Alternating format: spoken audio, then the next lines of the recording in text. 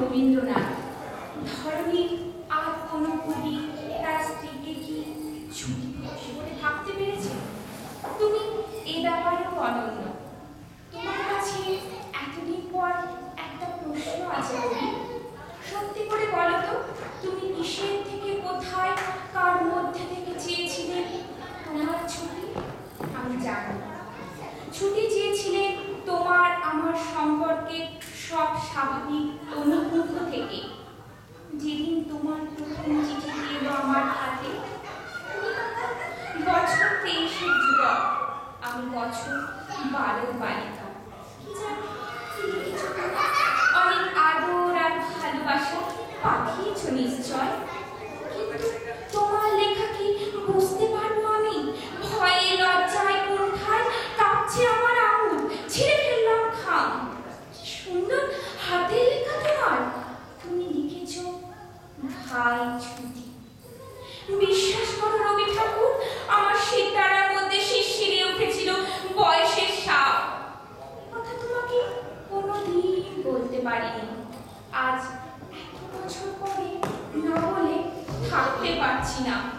ভাই, ওই একটি শব্দ কি অন্তহীন ভাবে আন্তরিক, কাছে টেনে নেওয়ার কি অপ্রতিরোধ্য অস্ত্র। অথচ ওই একটি শব্দের আশ্চর্য অভিঘাতে কি অনায়াসে তুমি নিভিয়ে দিলে আমার তাপ উষ্ণতা আগুন, আমার গনগনে ইচ্ছের সব শিখা, আমার গহন মনের সব জাগরণ। এই করুণ নিষ্ঠুরতা শুধু তোমার পক্ষে সম্ভব। তুমি যে সত্যের ঈশ্বর। আমার নাম ছিল ভবতারিণী।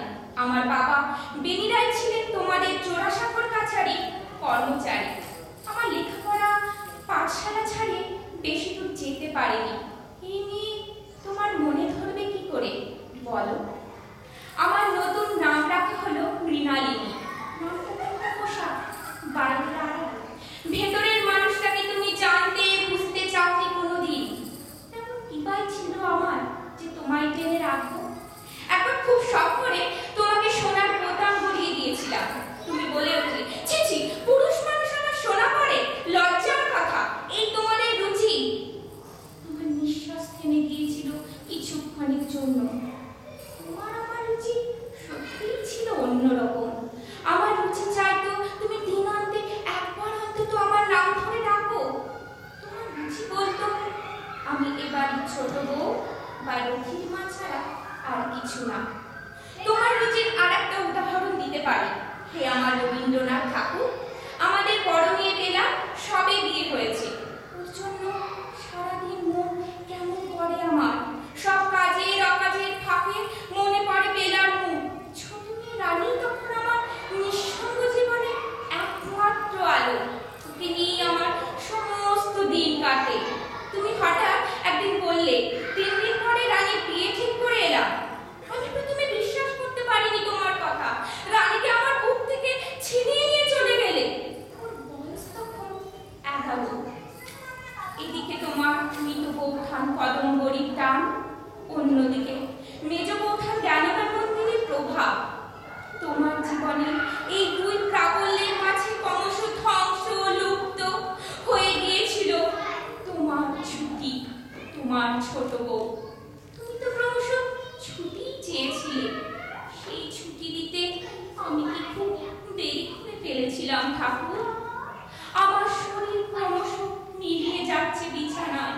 যন্ত্রণায় কাতর আমি, আবছা হয়ে যাচ্ছে দৃষ্টি।